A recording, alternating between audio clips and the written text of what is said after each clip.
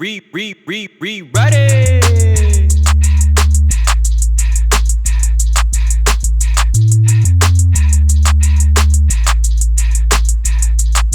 Check Monday, Wednesday, Friday, yeah, you know it's a go. Okay, I see they going off, but we gon' rewrite it though. That's right, Monday, Wednesday, Friday, yeah, you know it's a go. Okay, I see they going off, but we gon' rewrite it though. That's right, Monday, Wednesday, Friday, yeah, you know it's a go. Okay, I see they going off, but we gon' rewrite it though. I said Monday, Wednesday, Friday, yeah, you know it's a go. Okay, I see they going off, but we gon' rewrite it though.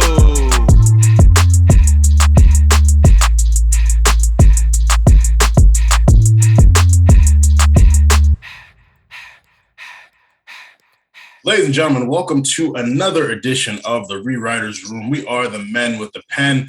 I am 1/3 of the Men with the Pen, Armand. The germs got to me. I was sick for a little bit. You know, they got to 2/3 of the Rewriters Room. So we was down and out, down bad, but we're good. We're healthy. We are back from the notorious booking of life, because sometimes the life just being like cards subject to change. You thought you was going somewhere this week, nah, you're gonna stay your ass in bed. So, but here I am, still the 24/7 champion in my head. Fellas, how y'all feeling? What's good? It's CC, the best rapper and producer in the whole wide world. God body, because I consume healthy products and do towel curls. Benevolent servant to the earth and philanthropist. And every phrase that I say is a gem like amethyst. You could put any nigga in the world next to me, dope ass women right over there, gonna look at us like something look different. They're gonna look at him like, whose man's is this? I may talk a lot, but I only got one thing to say. Love yourself, keep going. You are the world, so give all you can. Take care of your body, your people, and your land. Where the fuck is my nigga Chan? 2.0. Mm-hmm. 2.0. 2.0. Black and gold is dead. Yeah. It is breaker season. Mm-hmm. It is Carmelo Hayes season. We don't miss. No more Spot Fest. Mm-hmm.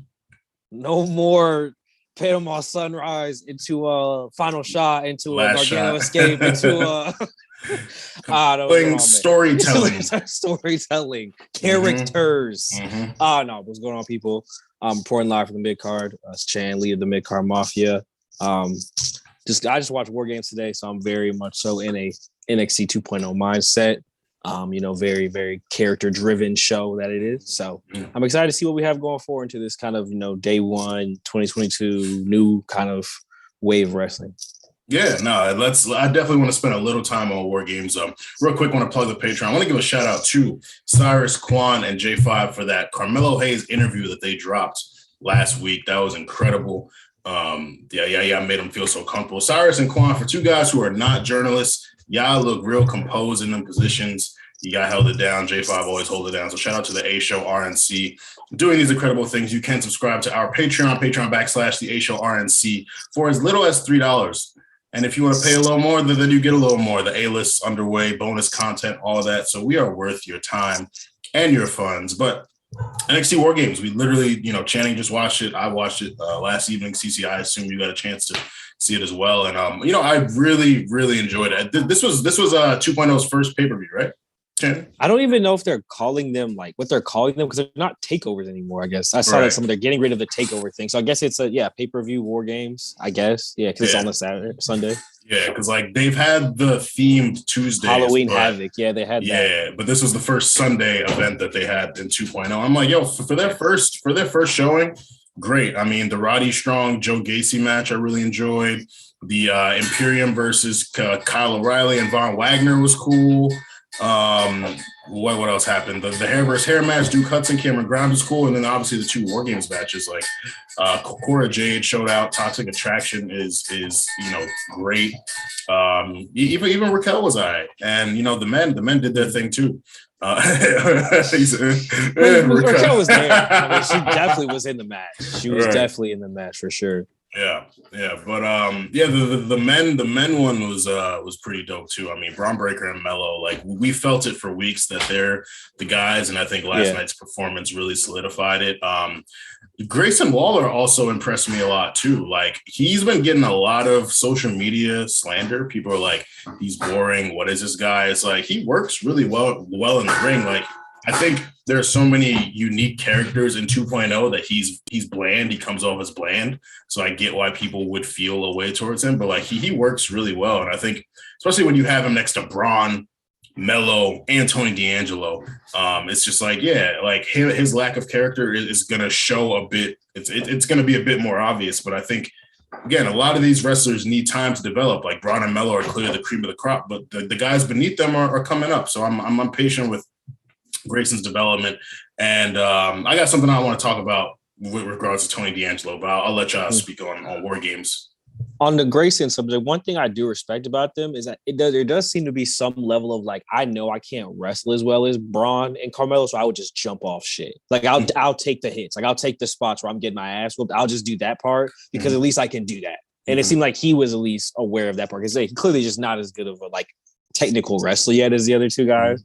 But like his willingness to be like, no, I'll jump off the cage. Fuck it, let's do it. Like I always respect that. And then Cameron Grimes to the moon. Put anybody over, future Intercontinental champion, future tag team champion. You know, I love to watch him wrestle. Cave in hits every single time. Looks good with his shaved beard too. It's a good look for him. I'm excited to see too, like, it feels like some of these guys, obviously they just got to 2.0, but some of them do seem much like, I mean, that's the whole point. They want to make the main roster ready. I'm excited to see what some of them will do. Like someone like a LA Knight, I feel like should probably be on the main roster. He's money. Yeah. And I really didn't like him at first. I thought he was very TNA like Impact, but he's grown a lot on me as he's kind of moved on from just like the whole like I'm the man, but like him as more of just like the older guy is like a cocky older guy, so just like a cocky younger guy. I think it's just a better tweak to his character. So I am interested in him and kind of see what he does. And then I am like very interested to see kind of we are obviously at that like breaking point of like old NXT, new NXT. And like we have Ciampa still as NXT champion. I will be interested to see who is the first person to like take him out. Because I mean, it obviously seems like Braun is the guy they're setting up, but I'd be interested to see if they just let someone else do it, or if they like have another person come in. Like it could be, I don't know, someone that haven't debuted yet. It could be the Solo Sikoa. I don't know, whoever, but just who will be that first NXT champion who is of the 2.0 generation and kind of how that works going forward. Because then they'll start to feud with each other. And I think that would be an interesting kind of way to build all of their characters, is like, instead of being like me old versus new, it's like just two people versus each other. So I'm excited to see that part too. Yeah. CC, you got anything? So I'm gonna have to watch it tomorrow. I ain't get a chance to check it out yet. Yeah. All good. No, but yeah, that but the thing is like a lot of what you guys are saying, I've been checking NXT 2.0 out on and off for like the last like month and a half. And a lot of what you guys like saying, I'm seeing, like I'll check in, and every time that I check in, like the person I saw last time, they on a whole nother level than it was the time before. And I'm like, yo, bro, it's only been like 3 weeks. Like a lot of y'all are progressing. And like, yeah, like you said, Chan, at the beginning, it's like, it's 2.0. Like, it's just time for the new shit to just be happening. And to be honest, these guys can carry it. Like, I feel like I don't feel, you know, what's funny? I trust like both the matches and the promos in NXT 2.0 more than I do on the main roster. Like I'm more trusting, like as soon as I see that superstar step in front of the mic or whatever with the camera, I'm more trusting that I'm going to like that promo in NXT 2.0 than I am on the main roster. And I never thought I'd think about NXT that way. Like I never thought I would. It reminds me a lot of like when people talk about with sports with like free agency versus the draft, where like they always say it's harder to build through free agency because you're bringing in outside guys and like trying to bend them into like your team's culture. And if you look at like WWE as like a team, it's like it does make more sense of that with like the whole NIL thing they're doing with like college sports, like to be like, instead of us going to the indies and finding, you know, the hottest guys, which is basically what NXT was for most of its, you know, life. They're just being like, we'll just create our own, like we'll just make our own guys. And that way, like, we don't have to worry about this tension of like, oh, are they going to leave AEW every other week? And also like they get to do exactly what I want them to do. They get to look how we want them to look. They get to be how we want them to. Like they're ready for the style. They're ready for the travel. like it's a very like short term. It's not going to give you the immediate pop of like, oh shit, like Adam Cole is here. But long term, I believe you'll see the benefits of like, oh, you have this whole generation of people who are not 38 years old, who are like 20, like towards age 20, like who are like 23 and down, who are now going to be in your company for 20 years. That's all they know. And like they're built for the WWE lifestyle matches, et cetera, et cetera, et cetera. Instead of like, okay, we got, Johnny Gargano for this time, but he's going to leave eventually. Daniel Bryan's going to leave eventually, stuff like that. You just you build up a lot of longevity, I think, this way. And obviously the first time you do it is going to be bumps. Once the kind of system gets built and fed, I think you'll see a lot more kind of like the way we have like used to have call-ups where it's like you were in NXT for a little bit, then you got called up. I feel like we'll get back to that instead of guys like Ciampa who just like never leave, which is like okay. But at certain points, like I did kind of want to see him on the main roster, but now I'm kind of over it. Yeah, and there's a proven track record of success with the WWE and homegrown talent. I mean, look at our current Universal Champion, Roman Reigns. Both champions. Yeah, like the Big E, the Bianca Belair. Like, there's a proven track record of success. The King who just returned, aka The Miz. Right, exactly. Like, we can go on and on and on about their successes. Like, people love to scream to their failures and wish for their accomplishments, but their accomplishments are some big ass accomplishments. I just seen Bianca Belair at some women's thing with Stephanie McMahon. Like, she's gone from homegrown wrestling talent to transcendent, someone they can put everywhere, and that's from their grooming. So I'm very trusting of them. I love it. J5 talked about it on either a show or in the Discord. Like, when like AEW popped up and they were thirsting for all these, taking all the former WWE guys and all the indie guys, Nick Khan's kind of just like, oh, bet, like, y'all could be the indie show. We're going to turn NXT into another sports entertainment type show. We're like, work rate is still very important, but we're going to give you compelling storytelling too. And it's like, I really did enjoy that I could watch NXT and really just focus on the wrestling aspect. Cause like, I always thought the wrestling on NXT was better than way better. SmackDown and Raw, but back in like 2019, 2020-ish, but it's also night cool. To night, way better. Yeah, but it's also cool to watch it and see like a Lash legend, her show, and see, Tony D'Angelo doing his thing as his character, Joe Gacy. Like, I'm really fucking with the Joe Gacy shit. Like, it's so funny because inclusivity. It's perfect because it's like it's taking these like Twitter people and turning them into a character, but like he's like annoying, but he's funny about it. It's just like it's great. Like get you a company who can do both, honestly. Like get you a company who can do both. But yeah, all in all, WarGames was good. I'm gonna save my Tony D'Angelo stuff for my pre-write later. So let's jump into our pre-writes. Channing, what you got, man? So this is actually like real time, like right before we got on, like Jeff Hardy got like sent home from, I guess, some show this weekend. So this is not that withstanding. And this does actually kind of play into a longer theme of my rewrite eventually.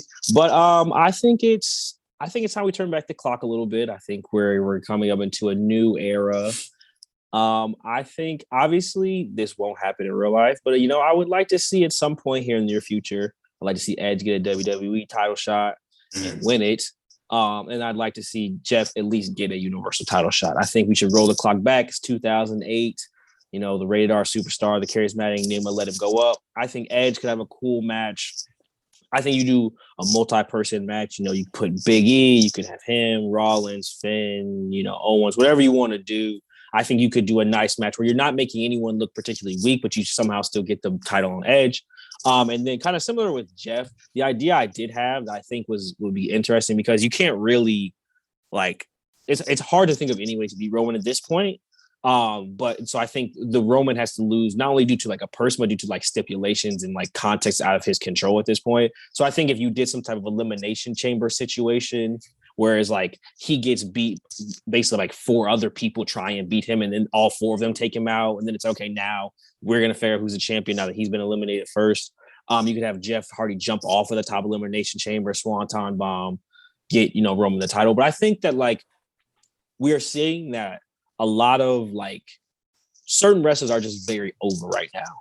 And I think that as we kind of turn the corner into this new year, kind of obviously WWE is back to touring, but like kind of getting back to like a regular scheduled thing with the pay-per-views. And we're kind of seeing how this kind of mid-COVID wrestling world is going to figure out. I think it's time to give fans a little bit of fan service. I think we've done a little bit of lacking of that. The Royal Rumble's coming up. That's always a big fan service moment. But I'm just in the season of let's get some easy wins, WWE. Let's it's not some easy, Jeff Hardy pops, some Edge pops. Let's give us some Finn Balor big matches. He's been losing to Seth recently, but I just think it's time for WWE kind of just let's get some easy wins. We're doing a lot of good things. We're doing some things that aren't so great, but we can just get some easy wins here at the holiday season. People are in town watching WWE because at the house it's cold outside. Nobody going nowhere. Like, throw Jeff Hardy an Intercontinental title reign. Just throw it. Just throw it over there.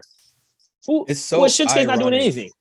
It's so ironic that you said that because when I watched the Battle Royale, and you think he's got it or whatever, it was funny because I was looking at it and I had two thoughts when I first reacted to it. My first thought was, yo, the crowd really loves this. And then the other thought was, I mean, it's not a bad idea. Like, so when I thought looking at those two things and then thinking about how you just said it or whatever, and thinking about what they've been doing with Jeff and how everyone can kind of see the writing on the wall that, this is that tour that happens or whatever. It's like, shit, why not? And what it honestly felt like for a second, it kind of felt like they were putting a tester out there. Cause when he won, and then you just got some time to just to react to him winning, the crowd wasn't like, huh, or whatever. They were like, oh shit. Yeah. So that was letting you know right there. And then I can't tell you how many times I done tuned in and night after night after night. As soon as he goes to that Swanton bomb, the entire crowd is going fucking crazy. Yep. And they go crazier during that moment than most other moments during the show. If it doesn't involve Roman, they're not going that crazy, bro. So I'm with this shit, bro. Get this man one more before he go out, and definitely got to put one on Edge just because he's come back and shown these niggas what long form storytelling is. He has always exit showing them, man. He's shown them what good off the cuff mic work is. He's showing them what it sounds like to actually know how to talk on the mic every second that you're on the mic, and not just saying certain things and whatever. No, when he talks, it's level the whole way through. This is what a lot of people don't understand. And Armand, if you don't mind, this is perfectly leading into what my pre-write is. I'm gonna just jump right into it. People like Edge, people like Seth Rollins, Drew is getting there or whatever. People like Sami Zayn, even Kevin Owens or whatever, and now Roman or whatever. You got these people who, when they get on the microphone, they just know how they're supposed to talk the whole time or whatever. And we had a period of time where, I think it was happening kind of in the middle of this year a little bit. It felt like where they were kind of letting them get a little loose and, just let people do their promos the way they wanted to. And kind of just you could tell there wasn't much of a script there. I've noticed in the last 2 months as they were closing out the year and getting everything ready for the new year, that they were putting a lot of things on hold and stuff like that, and just making it super regular, and let's just put this on autopilot. One of those things, bruh, was the promos or whatever. And it's ironic that you see Vince back on TV and I'm hearing again those typed out as promos and things that you gotta say or whatever. And I'm like, yo, you gotta understand, if you want to be able to part of the reason why you can still sell this product is because people still care about the Undertaker. I just saw that motherfucker on Kevin Hart Ice Bath show or whatever. That shit was hard. Yep. Or whatever. Cold as balls. I just saw him on there, bro. 30 years, people still care about Undertaker. They still care about The Rock or whatever, and they still care about Stone Cold or whatever. And even us who are a little bit more into wrestling or whatever, we understand how important Triple H is, Shawn Michaels was. And I bring up these people specifically and how I'm bringing this back to Edge is because these people were amazing on the mic, but you only get there by having to practice. And when when we were letting, when I could tell that E was kind of letting people go, kind of the summer, late summer going into the fall, because I was hearing some stuff and I was like, oh, y'all boys is talking. And it's but that's how you get to be able to talk really well. I've been talking about this on the pod for a minute. I'm rewatching Raw leading up to now so I can catch up to everything, right? I'm on a episode where The Rock is wearing his shades, and for I think this is the first time he does this. He has a solo interview and he pushes Michael Cole off so he can do his interview alone. It's the first time he does that. You can see him leveling up, but the reason why he did it is because if you look at the weeks that I was watching up to it, it's oh, he gets a chance to talk on the mic here. He gets a chance to talk while he was in the ring here. He gets a chance at the Undertaker. It's like you keep giving people chances and then like they'll grow to that. Like I just saw a quote today that was amazing. It's like you don't get the opportunity to grow until you go do the thing that you're not qualified for. So it's like I know you're scared that they're gonna fumble the bag when they get on the mic and talk, but nigga, you hired them. So at some point, they gotta do it. Yeah. At some point they gotta do it. And like you don't get the Romans. I mean, I could tell part of Roman swag come from the fact that he built for this and he had it already, but he wouldn't be as cold as he was if he didn't have to take all that shit for all them years or whatever. So it ended up actually working out for him.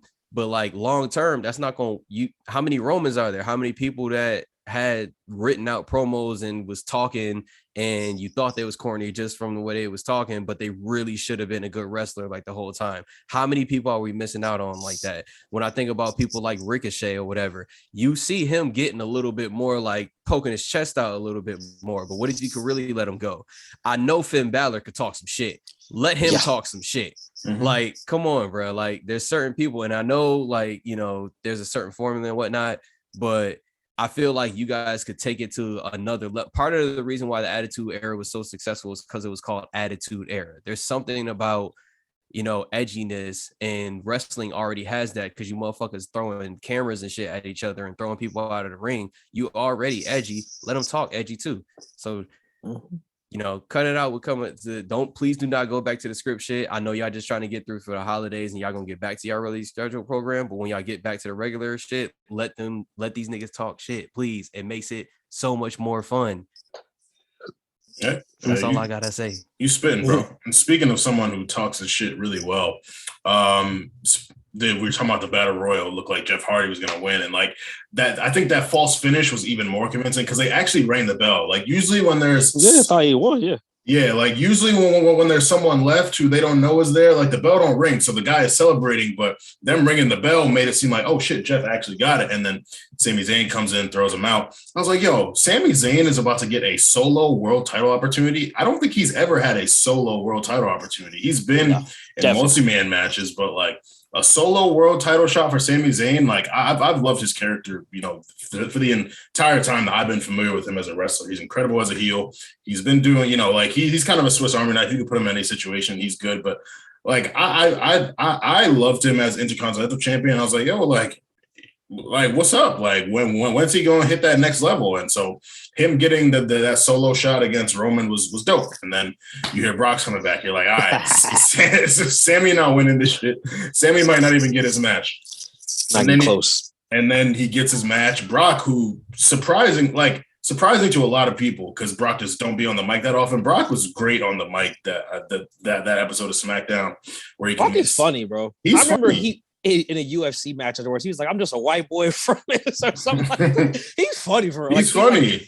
He has his own type of humor, and it doesn't necessarily what it is, it doesn't fit who his original character was. Like his original character was like, I am a machine who like destroys the human spirit. And now he like oscillates between like cage fighter, that persona, but also like man of the woods. And I think his sense of humor is much more of that like man of the woods. So when he gets to play into that, or like Brock in the bank, like Brock probably, he is a funny guy. Yeah, like, Brock is funny, dog. Like, maybe it's just working with Paul this long, but he's funny. Like Paul is funny. I mean, like honestly, Paul going to Roman and leaving Brock alone was the best thing because it's allowed us to peel a layer off of Brock's character, and he has to talk for himself now. He has to operate for himself now. Like that contract signing where you're sitting there with his feet up and he's like, Roman, I already read the contract with my advocate, like shit like that. It's just like these little small lines with the way he delivers them and all this. Like, yo, Brock is great. Like I remember we was all feeling Brock fatigue for them 2-3 years, but nah, I ain't tired of Brock no more. I'm glad he's back.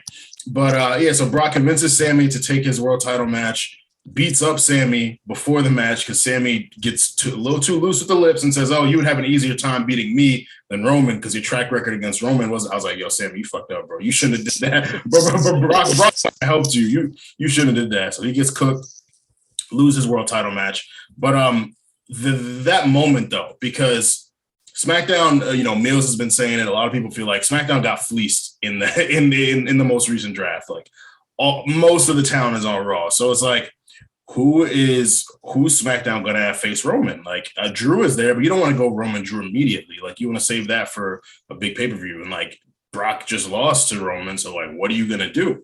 And getting Sami, I was like, okay, cool. They're trying out other characters. They're recognizing that they have other people who are viable contenders on their roster and they're using them. So I like that. And I hope that that's a trend. Like, who else is on SmackDown that I would want to see go against? Is Ricochet on SmackDown? Yeah, because they've been doing Ricochet. Yeah, it's right. Yeah. Yo, I wouldn't be mad at a Roman Ricochet one-off. I honestly would not be mad at it at all. Like, especially if Ricochet really like takes his promos up, takes his character work up to the next level, like, or you know, if he's like that scrappy babyface who's got to fight through the Usos and like whatever it is, like I wouldn't be mad at that one off. He's been putting on weight, bro. Yeah. You notice he's been putting on weight, right? So like there are things that they can do with their roster to make this shit go more. So I was happy to see that. But another thing I want to talk about, and this will lead into one of our free ride exercises, is the memeification of wrestlers and the belief in their characters and wanting the rocket to be strapped to them to give them opportunities that maybe they don't need yet. And Tony D'Angelo kind of spawned this whole rant from me. Now he's great. I love it. Like, where like all this shit, the Italian jokes, all that, it's phenomenal. All he's really shown us is character work. Like, we haven't seen much in ring. And that WarGames match, it was like his big moments were like, the bolt cutters or setting up tables or doing other things. Like he didn't really show much. Like he was the least active performer in that WarGames match. And so J5 tweeted like, why is Tony in this match? And Twitter got mad because Twitter just loves Tony. They love the Italian emojis. They love all that. But it's like, you guys are kind of working yourselves into these shoots because you want these people in these places. Let's say they hot-shotted Tony to the North American title, and then he had to like go on and defend it and actually have matches, not just backstage interactions. And like, and when we really got to see what the work rate is like, we'd be like, oh man, like, and then everyone would flip script on him. And it's like, I don't know. I just feel like we got to be a lot more patient with these guys. Like, we know NXT 2.0, like everyone is developing, and yes, it's very character heavy, but you still have to work well in the ring. Like, why is Braun Breaker great? He's got character and work rate. Why is Melo great? He's got character and work rate. Why is KLR great? She got character and work rate. Cora Jade is getting better in the ring. Like Toxic Attraction, they work pretty well in the ring and character. So like, it's not wrong to be super into a character, like, because again, Tony is dope. He's funny, but I like personally, like I thought Joe Gacy should have been in that match over him, to be honest. Like I think he would have had some really funny back and forth promos with Johnny Gargano or something. Like I don't know if Tony needed to be there. But at the end of the day, I think the WWE does respond to social media fanfare a bit, and they recognize, all right, like people love Tony, so we're gonna put him there. And it's a big spot for him. So salute to him for first WarGames match after what, two months of being on TV. Like, that's dope. But I just don't think we need to hot shot him to where people are trying to hot shot him to quite yet. Yeah, I think you know what that is. Oh, sorry, go ahead. No, I was gonna say that mine super quick. Is I was gonna say that's only thinking from like one perspective. Because if you think of from the perspective of the wrestler and the company, you gotta remember, like, the company's job, like, they don't want to hire a wrestler every 6 months. They want to hire one person for 6 years. That's what they want to do. Okay, because that makes the most sense money wise. And then on top of that, for them specifically, they need branding or whatever. And anybody who knows anything about branding is like, you can't just be like, all right, I'm starting the green brand today, now I'm selling the blue brand next week. You got to give that shit time to grow. So it's like, and then on top of that, it's like you need the wrestler who's going to be performing, like you said, to like actually be able to perform. So like taking all of that into account, it's like, why would you do anything but wait? Like, you have to wait. Everything that you want to get from that side, from those perspectives of the company and the wrestler, you wait and you take time so you can get those things. It's an investment. These people are not buying talent that's going to immediately be there for you tomorrow and, just be there for the rest of the time. The first thing that the WWE has to figure out when they have a wrestler, even if they know they're already doing well with people, is can this motherfucker last? Are these people going to give a shit about this in 6 months? So like, why take your little 6 months, fling or whatever and be like, yeah, this person deserves all that when we haven't even known that this person can do it for 2 years? Can they work both sides? Can they work that middle? Like, like pause, but you know what I mean? Like, but yeah. I was going to say, go ahead, Shane. I do agree with the premise of, I'm not about to defend Tony D'Angelo. I'm not about to do that. But I think this particular instance though is like a very specific situation. I think the NXT 2.0 thing just being new, like I think they like the idea of the old versus new. So they really need to find 4 bodies. They had 2 and they had to find 4. And so I think like the Grayson Waller and Tony spots were literally just like, who is the most popular? Like, I think that like when people are like, what has he done to be in this match? It's just be popular. Like, I think even the reason why you have it be WarGames is because WarGames isn't really a wrestling match. Like, it's not really like you can hide all that kind of shit in a WarGames match with the 7 other people, especially when 3 of them are like the highest work rate guys NXT has. And not saying LA isn't. I'm just saying Dune, Gargano, and Ciampa have like proven that like I can make a paper bag look good. Yeah. And so I think it's very purposeful that you put Tony D'Angelo in that type of match, because it's not like it's just a regular pay-per-view where it's like the main event was, a one-on-one singles match. It's literally like a 5-match show, and 2 of them are these like gigantic gimmicks. So really, you put him in the quote-unquote main event, but you really put him in like what amounts to like a schmoz fest where he can literally do nothing but like spread out people on a table, and like you just get to have the pop of people just watching and like it. Like I would be surprised if what we saw going forward was like Tony D'Angelo versus Carmelo Hayes. Like I don't see that happening. I do think WWE is somewhat aware of his like deficiencies, and I think it's really a thing where it's like it was purely like you said, just because people would get up, like would be happy about it. I think the match itself and like this specific instance lends to him being in the main event picture. And if it wasn't that, he probably wouldn't have been in a match like that, is my guess. Yeah. No, I mean, it's genius. You're putting him in there with people who will make him look good, people who he can learn from. And everyone kind of gets their camera time, gets their spot. So that's cool. Like I don't have a problem with it. I guess my issue is more so the way fans reacted to him being there, being critiqued. It's like, bro, like we're watching 7 guys who are really doing the damn thing in this match. It's like every 7 out of 8 guys showed out, and then Tony was just kind of there. And so it's like, and maybe it's gluttonous of me to want all 8 guys who could really go. But it's like in the past WarGames matches we've seen, it's been all 8 guys who can really go. But no, you do bring up a really good point. Like, this is the old guard, new guard. So like the new guys kind of had to figure it out. It's like they have two strong leaders in Melo and Braun. They got Grayson, who I think showed out. Like he might have. Yeah. Oh yeah. He impressed me. He surprised me. Yeah. Like he went crazy. He was kind of like the dark horse. And then Tony is just like, like I'm the guy who's going to make people want to side with us because people really like me. So it's definitely valid points you brought up. But I am gonna pick on you a little bit. With this memeification of wrestlers thing, there was a tweet that came up last week, which said, "Y'all are making me say it, but I will. It's amazing how Kofi Kingston, Drew McIntyre, and now Big E have all had worse title reigns than Jinder Mahal." And, the Jinder Mahal thing has been interesting to me for a while, because it's like, I can't tell after 3 years now, whether people like seriously believe he was a good champion, or it's just kind of like one of those things. It's like, it's like, you can't hinder Jinder, like Jinder, Hey, man. So the arc of history is long, but it bends towards justice. We are getting our flowers. So you actually like Jinder? I've always actually liked Jinder because I'm in on the game. The game is that y'all supposed to be mad. That nigga stopped the podcast and just asked you. He was like, "Wait, so this nigga was beating up Randy Orton's dad. He brought back the great Khali.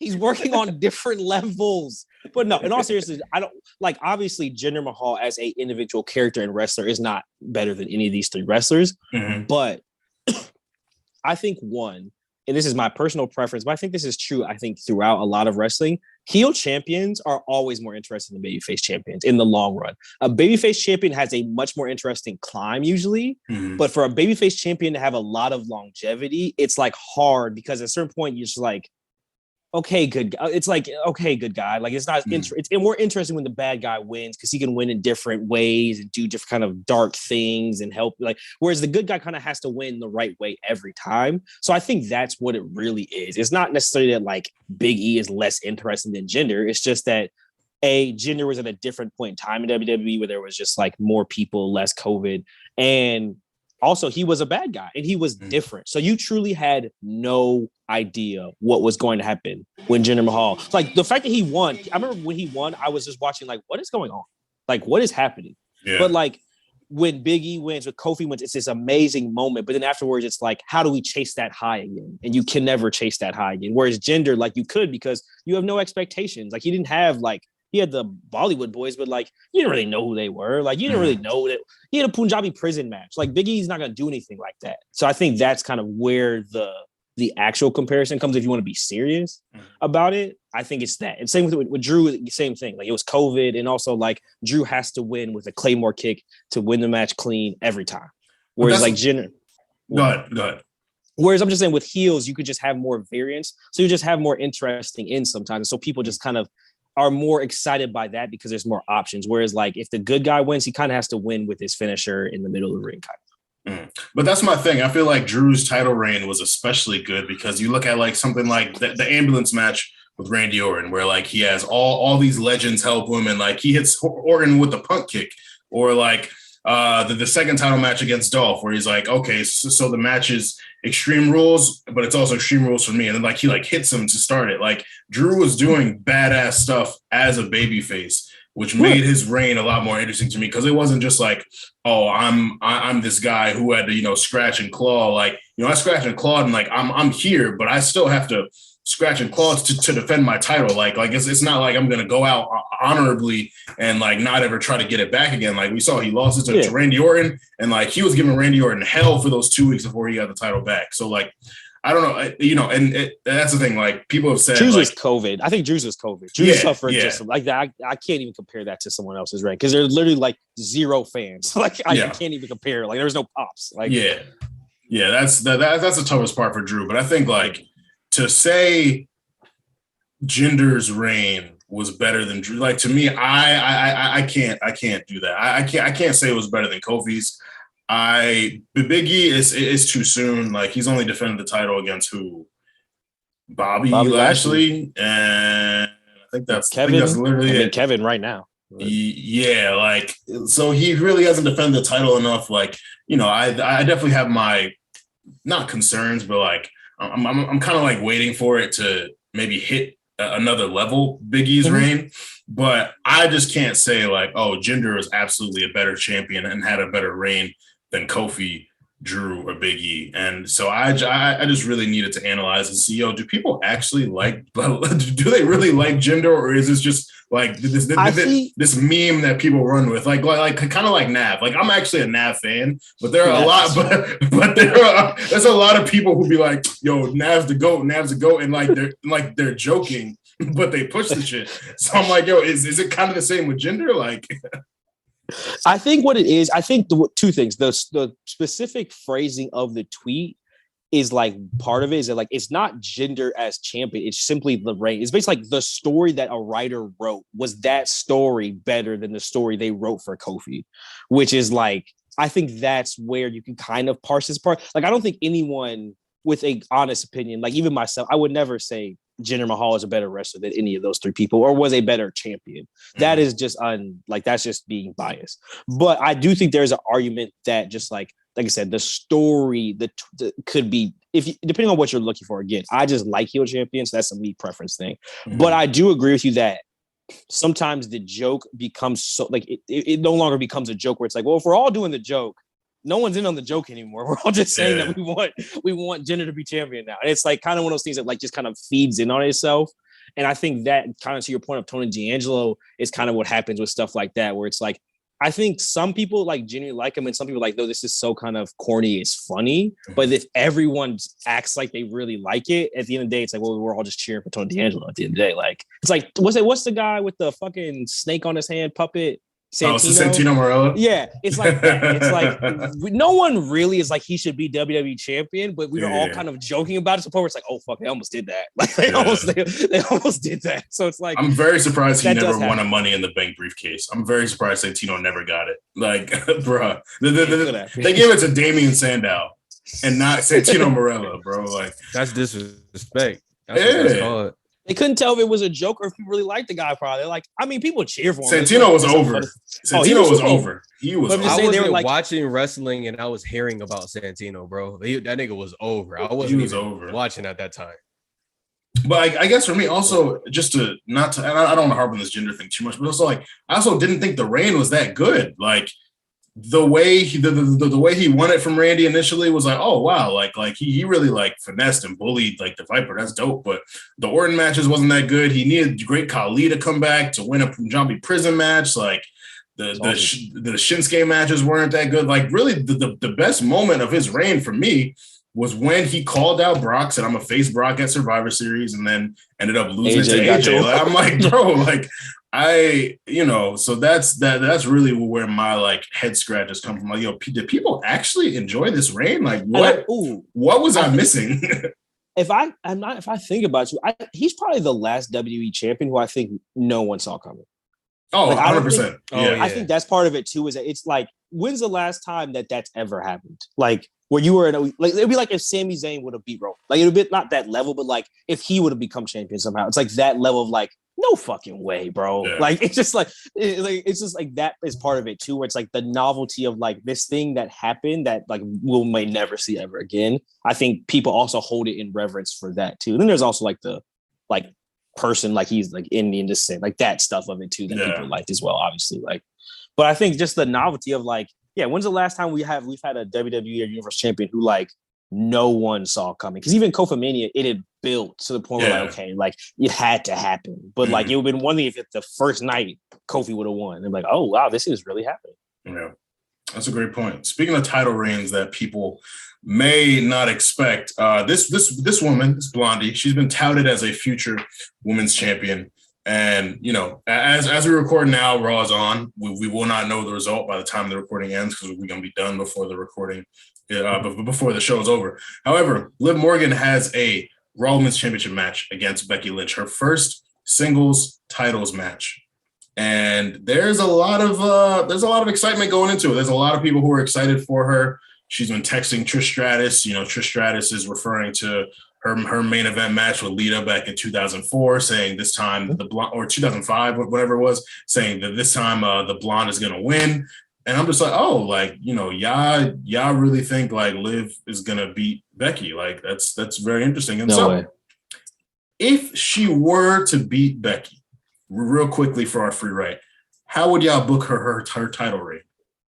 She would have to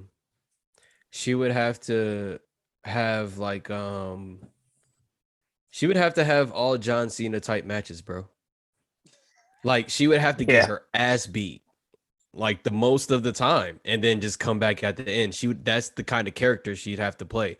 She'd just have to, and it's funny because Bianca like almost did it, except for she would flex a little bit during the match or whatever with her spots here and there.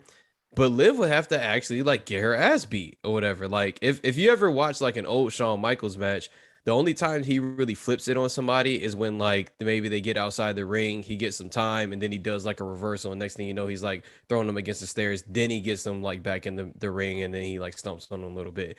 But Shawn Michaels is a small dude, so they was like, hey, you up against all these big niggas, they about to beat your ass. Like this is real. Like we can't fake this. So if you look at Liv, like where she is in her career or whatever, especially with this being her first titles match and her not having the same, here's the thing, she didn't have that build that Becky did, like going into like the Charlotte thing. Like when Becky turned, like we all felt that because we was like, yeah, your ass been around for a minute, you ain't getting a blah blah. But like the thing is, Becky has been around in a very much singles capacity. You know what I mean? And every time she was called to do something, she showed up in a match or whatever. And Liv has been going through that too. But I feel like she's, it's only been since the Riot Squad broke up, Yeah. that hasn't been a long time. And not to say that she shouldn't get it because she hasn't earned it yet, but I feel like anybody who's expecting anything big out of this, the payoff that you think you're going to get is not going to be that big. So that when it comes to her championship reign, it's like, that's where you have to make it. Like it won't come in that moment and then you stretch it by saying like, yeah, have her show up here. You can't have her do what Big E's doing. And like what do we say? He only defended it like twice at this point or whatever. Once, literally once. Yeah. You can't have her just do it once. Look at the women's roster on SmackDown. You can't have her just do that once. She got to go through them motherfuckers, right? Like, yeah. And then she's gonna have to get her ass beat. So like, have her do that for a little bit, then have somebody who's like maybe kind of like evil take it from her so that she can kind of fade in the back a little bit, get her what's happening with Bianca right now. Like Bianca's fading in the back a little bit and she's getting the lay of the land as far as working like that middle card or whatever and understanding what it takes to elevate that. Because once you can elevate a middle card, once you get to back to the main card, you'll know how to elevate that too. That's the reason why they put them through that system like that. Like Liv, I feel like she's going through kind of that moment where, but it's like maybe accelerated. So if she had a reign, she would have to get her ass beat in order to build it back up. You got to watch her like lose a lot or whatever, but like just fight against it so that you really feel that spirit of her. Like otherwise, this shit gonna flop. I don't see it going no other way. Yeah, Go ahead. That's one of the things. Like Liv Morgan is one of those internet phenomenon that I just missed. I remember the Riot Squad. That was cool. And then I remember when they broke up and people were just all about Liv Morgan. I'm like, at first, not even trying to be funny, like no disrespect. I thought it was just because she was hot. I was like, oh, people just think she's hot. Makes sense. She is hot. But then like there was all this clamoring for like, oh, she should be champion. I'm like, what does she? Like, I'm like, I don't even remember seeing any matches of hers. Like it just seemed like people were so enthralled by her wrestling. I was just like, maybe I'm missing it, but I don't see it. So I'm kind of with Cece where it's like, I think the only way you can really make it interesting is if you do something with Sonya Deville and you either have her be like a pure corporate champion, like Sonya helps her beat Becky on some like, oh, you represent the company now, or she's actually like feuding with Sonya once she wins to be like, I'm going against the, authority angle type thing. Kind of like a female version of that, which really, I don't really recall any time we've ever really seen like a female versus the company storyline. It's usually like a John Cena or something like that who has that good position. Point. Yeah, that was kind of Becky's for a little bit, like when she slapped Triple H and all that. True. But even that, it was like she didn't wrestle Triple H. I want to see her like even like Ronda Rousey is the one actually ended up wrestling Triple H, but kind of funny. But yeah, like how Vince used to be with Stone Cold and shit. Yeah, like them niggas like Sonya you versus Lev in that way. Yeah, if you was watching wrestling at that time, you thought them niggas really hated each other. Like that's how crazy that was. It was real beef. I mean, using the podcast, it was a real beef though. He was kind of being a dick, but so I think that's really the only way you make it interesting because I just think while she is very popular among like wrestling Twitter, I don't know what type of cachet she has. And Becky Lynch has so much cachet outside of wrestling. It's hard to see someone with so little with like not minimal build, but like there hasn't been like a Royal Rumble or like a Money in the Bank where it's like she is being coronated type thing. Yeah, I find it hard to believe they're gonna knock off Becky clean on a Monday night. I just find that hard to believe. Yeah, man, it's as soon as she won the contendership, I was like, how is this gonna go? Because it's very lopsided. Like Becky kills her in the ring, she kills her on the mic. Liv is like, she's tried to get spicier on the mic, but like she's not sounding confident with it. It's just kind of like you're saying these things to try and get this reaction from us and get us to believe in you, but it doesn't even feel like you believe in yourself. And I'm just like, I don't know, yo. Like I just don't see it. And then like her in ring, like she moves very slow in the ring. I hate her finisher. She does that little jumping STO while they're hanging in the ropes. It's like the move she does before it, where it looks like she's gonna curb stomp them, and then she kicks them into the ropes. Like it's not even painful for the person who takes it. Like it's a clear setup for the finisher, and it's not good. Like I hate it. every time I see it, I'm like, I don't know. Like, she's from Jersey, so I really want to like, I really want greatness for her. But I want that for her. The in ring has to improve, and so yeah, I agree with y'all. Like her title reign, she would be overcoming a lot of adversity. It would kind of be like Nikki ASH's reign, but like she's not as compelling of a character as Nikki ASH was. So it's just like, yeah. What? And also, there's no clear lane or Nikki ASH's angle and lane was, oh, okay, we're just gonna sell shit to kids. And everybody understands that. Nobody misunderstands that. There's no misunderstanding there. Like you get why you put money talks the title on her. Exactly. Yeah. Like with Liv is just like you gotta really find which is why I was saying, like, I like Chant what you were saying, like you need something other than her to help make her so that we can have her in the first place. Cause she's not really, that's not her. Like she's not her, bro. She's not the one right now. But I'm not saying she doesn't have the potential for that. I don't know her that well. I could tell she got something in there, but I could see why they also put her with Becky too, is because Becky's a very, very good shit talker. And it's like, Liv, you really want to be here, you got to be able to talk shit and you got to be able to cut it up with her.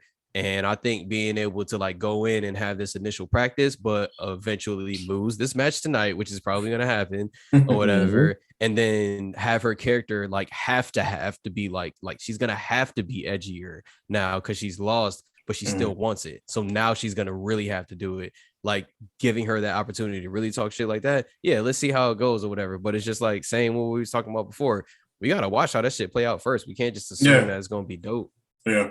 100%. Yeah, it's also interesting you compare like this feud versus like Tony versus Charlotte, like Tony Storm. I find that like 100% more believable. Like I think Tony Storm could definitely knock off Charlotte. Like because Charlotte loses her title all the time. That's how you become like a 13-time champion. But also I just feel like they have not equal weight, but like I know Tony can wrestle, and I've seen her. Tony carries herself like she has a chip right now. Exactly, way more confident. Like it just is. You watch it on screens. Oh yeah, this girl could be her. Like for sure, they can fight. Whereas like Liv, it's like this is some like freshman versus senior. Like I'm gonna take your spot on the team. Like no, you're not. Like no, you're not. Like get away from me. Yeah. 100%, man. So with all that, let's jump into our rewrite. This is one that I've wanted to do for quite some time.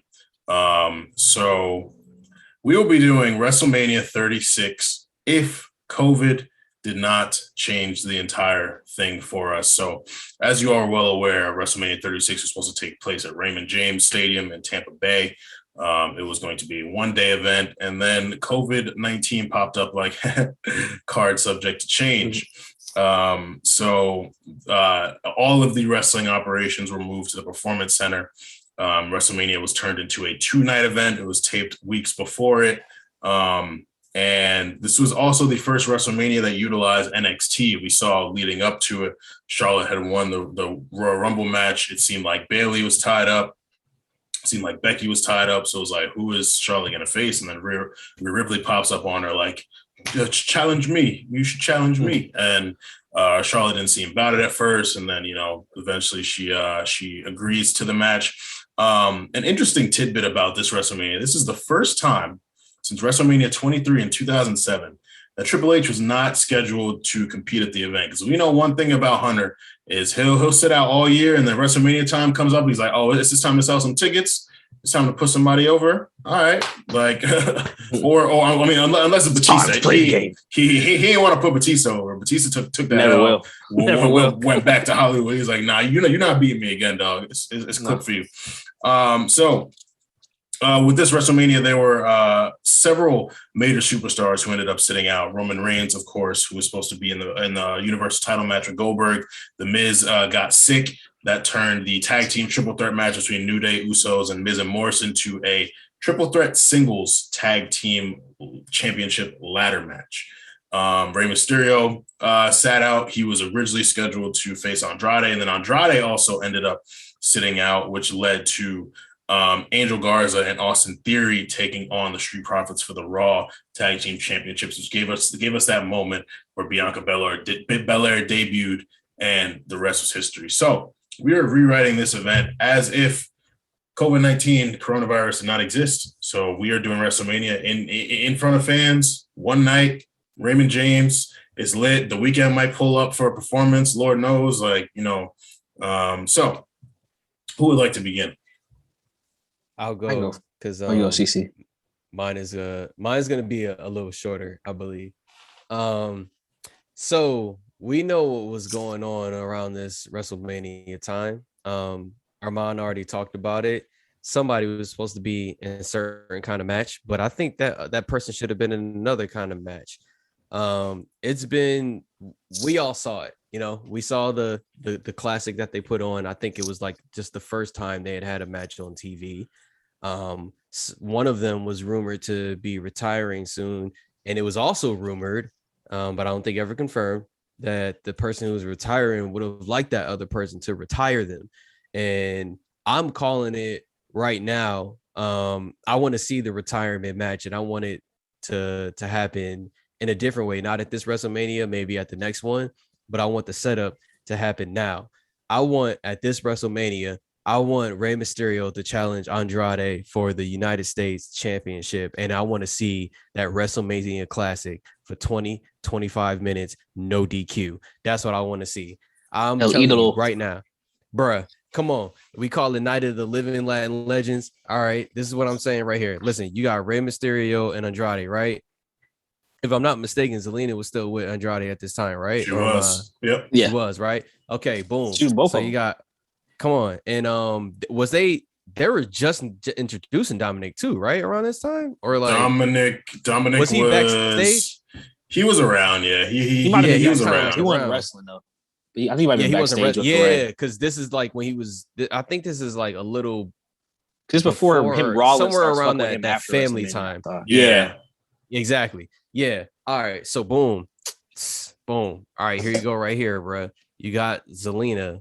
She gonna pop up ringside, interfere somehow. Dominic gonna try to do it ringside, try to pop in, interfere ringside somehow. Once you see that Zelina out there, it's gonna be a moment a little later than that where Zelina try to do some motherfuck shit. Dominic go to stop her or whatever, and she goes to like hit him. He catches her. She tries to throw another shot, and then she kind of like yanks back at him or whatever. And you can kind of tell he had that moment where it's like, is he gonna hit a woman? Whole motherfucking crowd goes, what's happening? He might whoop her or whatever, and he don't do that. What ends up happening or whatever is that he just like kind of turns her around and like pushes her off, and she like goes back to get him, and he like kind of ducks, and she like trips or something like that. And then they'll play that out a little later once they get into the stuff or whatever.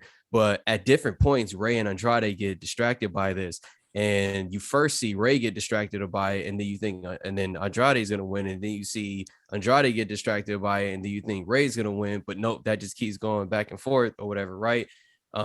Next thing you know, Rey Mysterio is able to reverse an Irish whip or whatever. He does a reversal, and then he does this thing where he kind of gets behind him and kicks Andrade into the second rope or whatever.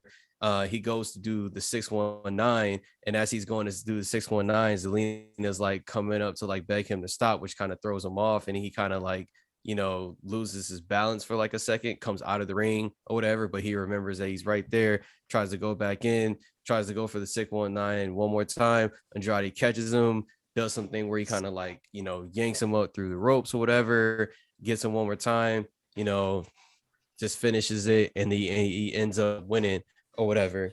But the trick with that is or whatever. I'm sorry, he doesn't end up winning. Like you think he ends up winning, and then Rey actually kicks out, and then Dominic comes back, throws something in the ring for Rey to use, because Zelina did this at the beginning of the match, and that's like with the whole no DQ thing. Andrade was kind of beating his ass. Rey catch him on a reversal, hit him with that again. Hit him with the 619 one more time, hit the frog splash, pin him for the United States Championship. They run it back at the next WrestleMania. Andrade retires Rey Mysterio. Boom skis. There we go right there. Just fucking did it. All right. That's crazy. All right. It's crazy you'd have both Baron Corbin and Andrade retiring niggas, bro. That's crazy, bro. They retired Kurt Angle and Rey Mysterio. That's crazy. Who would have guessed? Who better? But who better? Who better? It's just funny how stuff like that happens. Just like, yeah, that's who did that. It was Andrade. who's not even with the company. I only want to see this just so I can see Andrade do that jump off the top of the rope 360 goddamn splash that he does when he lands on somebody in WWE, and because I wanted to see that. He while got he some was fire there. moves. Like, that hammerlock is fire. He got some fire moves. Yeah, that man crazy. He has some good moves, and he's falling off, but we can get into that another time. The personal life is different. I want to take it there. Go ahead. I'm talking talking about just in the ring. I'm gonna go ahead and exit right now because I don't got nothing to do with that. I was like the little double knee thing. I just like that. I think it looks cool. Yeah. So yeah, like I said earlier, kind of in a spirit of throwback season. While I was obviously thinking of this pay-per-view without COVID, it's like hard, like just because like we're still in the middle of it to like think of a world where that's not a factor at all. So like I do apologize, it did factor in a little bit to my decision. So first thing I thought of, because I thought of the matches that were on the card and like the matches they were supposed to have, and they were all pretty good. But then I thought about one little match that like I almost didn't see. For those of you who don't know, at the end of the card, Big Show comes out randomly, like it was no intro, and it's just talking all this shit, talk about Drew, you don't deserve this, you got this like rocket, but like I've been here, I deserve a title shot. And I'm like, you know what, Big Show, you're right, you do deserve this. Not only do you deserve the shot, you deserve to win. And you know what else I would realize doing my research? Do you know what premiered on April 6th on Netflix? The Big Show show. Yeah. This man has his own television show. What better promo could you have than having him win the WWE Championship at WrestleMania? So I think that's what you do. I think you're going into this new, not pandemic, but whatever my mind called it. You want to prove the show, you give him the match. So you have him come out, you have him do the same thing. Instead of having me some weird, like, after WrestleMania behind the scenes match, I don't know what the hell that was. You have it be like legitimately like a part of this show where it's like the match ends, he beats Brock, and then a crowd's going wild, confetti's going out there, and then you hear Big Show's music come on. He's just like, and you could have had him doing this before weeks going into it, but just I like the idea of him coming out and being like in Raymond James and being like, this is bullshit. Like, I deserve a title shot. I want my title shot right now. Drew gives it to him. He's worn out, loses. Big Show hits him with the what's it called? The punch? I forget what the fuck he calls that. Not knockout punch. Knockout punch. He used to call it the weapon of mass destruction, but I think right. I think for political reasons they they catch that name. Okay, so you have him win. I think what you also do in this case too is you can extend Drew's chase, because you can have the whole thing of like Big Show shouldn't have got that title shot, whatever. But Money in the Bank, that's the next pay-per-view you have. I think you still keep him facing Rollins. I think what you do is kind of have Big Show as kind of this thing of like, I'm taking out all the people who I've helped get title shots, all of y'all who stepped over me. Like, now it's my turn to cash in. So he gets Rollins. Like, Rollins, I've helped you get so much shit. Like, you owe me, dog. He beats Rollins. At that Money in the Bank, you can even have Drew win the Money in the Bank. I don't know if you still do the Tower success thing. That kind of like was weird where they were like in the building, but it was kind of funny. Maybe you have a similar style match, but still you have Drew win the Money in the Bank. You kind of have Drew start being like, I was robbed once. I will not get caught lacking again. Like, I was being too much of a good guy. Kind of like you were saying, I'm being that bad. I was too nice. I was too like, do the right thing. I'm not doing that again. At Backlash or WrestleMania Backlash, whatever they want to call it, I think you have Roberto Franklin Lashley beat the Big Show for the WWE title. At this point, Bobby Lashley has just aligned himself with MVP, so you have that strong mouthpiece. You have their kind of wars going back to ECW, so they have history between the two of them. I think you kind of do a good rematch.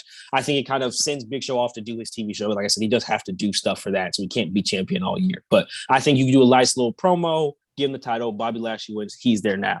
At Extreme Rules, which is the next pay-per-view, you would have Bobby Lashley versus Kevin Owens, who Drew faced. But at the end of that match, you have Drew cashing his Money in the Bank title match. Drew does end up becoming WWE champion. But I think now, instead of you having him be like the babyface Drew we saw, I think you have a much more heelish Drew. Not like full heel, like kicking people Drew, but Drew like, I'm ruthless. Like, I will do anything to keep this title. This is mine. Y'all try to take it from me once. I'm not losing it again. And I think that, for me personally, will be a little bit more palatable Drew. I think you you got to basically bring Drew to closer to where his character is now than when he was first trying to figure it out on those baby legs in the pandemic. Because I think now Drew is much more of like I'm a good guy, but like I have this sword and whatever needs to get done, I'm gonna get done. And so I like that idea of having Drew kind of face that adversity up front and then have it play into his character down the end of being like, I'm not going to lose opportunity again. I'll do whatever I need to do. And then from there, you can follow the same trajectory you have him do now. But I think you kind of throw a little Big Show spice in there, give you a nice little pop for the TV show, throw my guy a world title reign, and then you get Drew's title eventually. It's like 4 months. What's the big deal? That's interesting. I think I like that. I think Big Show being in the main event is enough promo for him. I would like to see a triple threat match, Drew, Big Show, Brock, and see Drew and Brock whoop Big Show's ass and send him to AEW earlier than he actually decided to go to AEW. So that would be my rewrite. But I could definitely see the vision. I don't know if our galaxy brains are aligning on this one, because if I watched WrestleMania 36. And Big Show defeats Drew McIntyre after Drew McIntyre defeats Brock Lesnar, that would be so hilarious. I'm not even all elite. I am. I think I'm done with professional wrestling at that point. Like I just don't. Why, Vince? Why? Like that would be so funny, dog. Like, can you imagine, dog? The stadium would be silent. I would love to see Twitter's explanation of this, like, because it would be hashtag knowing Vince. He wants to get Big Show promo, but like, I just wow. It would be funny too, because you would have like no one really hates the Big Show, but like you would have people start to turn on the Big Show. Like it would be like a test of like, how can we turn this figure who really has a bad thing to say about the Big Show? Like to be like what people would come up with all of a sudden, like these Big Show haters. It would be really funny. Yeah, that's go for show. That's something, man. So I'm just imagining the jokes on Twitter of niggas trying to slander the Big Show and all like the height related and like large related jokes. It'd be some bad pictures would come out, like some really unflattering pictures of Paul would come out for sure. Yeah. So from my rewrite, I think we have to go with the match that was the most affected by COVID. Our immunocompromised king, Roman Reigns, had to step out. He chose his family, completely respected. He cut a really good Instagram video after doing it. I don't know if y'all remember. He was talking about people hating on him and how people don't know how to hate right. And like, he's making the best decision for himself. And he don't really care what I got to say.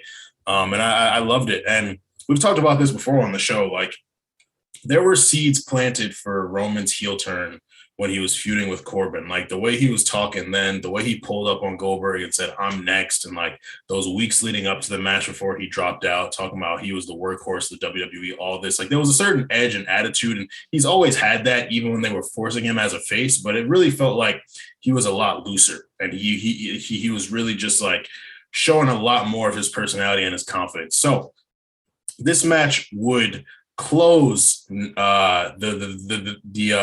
the show for me. So Drew and Brock would have happened already. And funny thing, did you guys know at WrestleMania 36, COVID mania, Elias and King Corbin had a 9-minute match?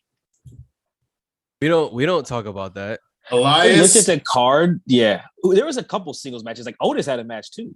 Otis and Dolph Ziggler. Yes, bro. But that story was compelling. Elias and King Corbin's story was ass. It was just like, okay, y'all just trying to fill the card. Cool. But like their match was longer than Drew and Brock's match, bro. And yes, their match was 9 minutes. Drew and Brock was 4 minutes and 35 seconds. Wow. Pretty sure their match was longer than Braun and Goldberg's too. Braun and Goldberg went 2 minutes. Elias and King Corbin gave us a 9-minute match, and I couldn't tell you a single thing that happened during said match. So didn't even know what happened. What I would do is, assuming they are in Raymond James Stadium, there's a live crowd and all that. And WrestleMania likes to do just some wacky stuff. So they would have Goldberg enter first instead of Roman. So Goldberg enters, kick, punch, all that shit he does. King Corbin comes out That would be so funny. Because he was just feuding with Roman. Their feud just ended. So King Corbin comes out and says, this is my title match. I'm the king. It's crazy you guys are having WrestleMania main events for titles and I'm not involved in it.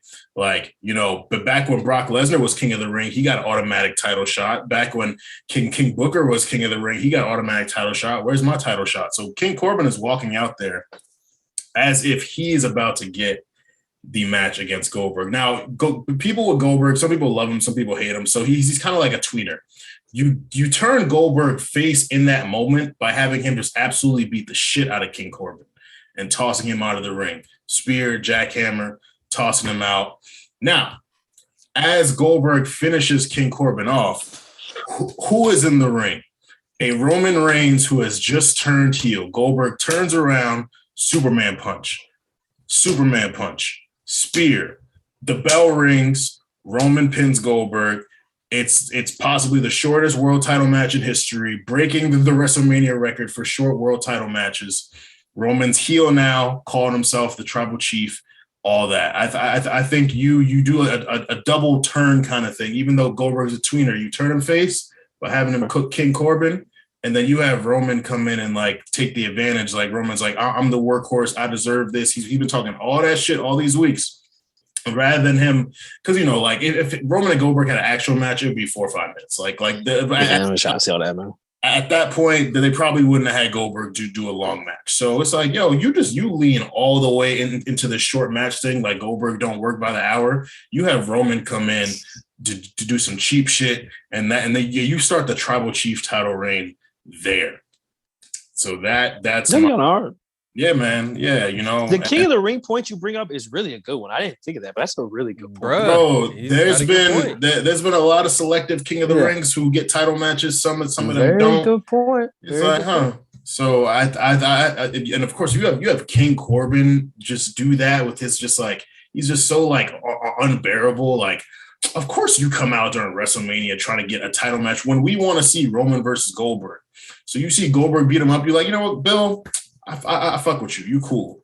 And then Bill just gets cooked by Roman Reigns to end the show. And, so some fans might have went home happy. Some would have went home sad, but you accomplished what you wanted to. And that's getting the Universal title onto Roman without having him need to beat the Fiend. Because they really didn't want to have really anyone on the roster beat the Fiend. That's why they brought Goldberg back to do it. So it's right.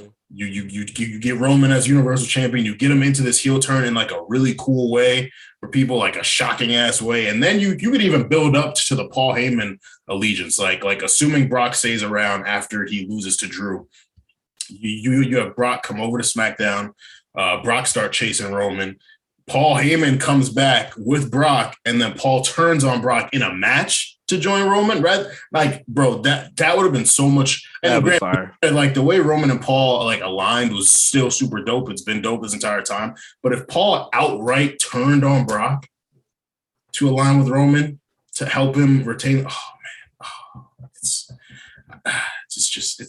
speaking of the Big Show. Last time we did that shit, bro. Right, Big Show. Exactly. It all comes back to show, man. Right. There it is.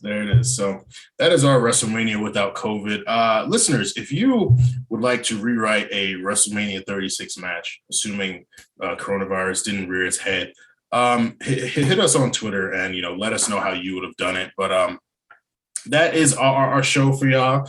The Men with a Pen, we're back. We're healthy. So we will have an episode for y'all very, very soon. We hope you enjoy the week of wrestling. There is no TLC pay-per-view in December, so next pay-per-view coming up will be day 1. We've seen some cool matches announced for that already. We got Big E, Seth Rollins, KO. We got Roman versus Brock Lesnar, and I'm sure there'll be even more things announced. But yeah, that's our show for y'all. So we will holler at y'all soon.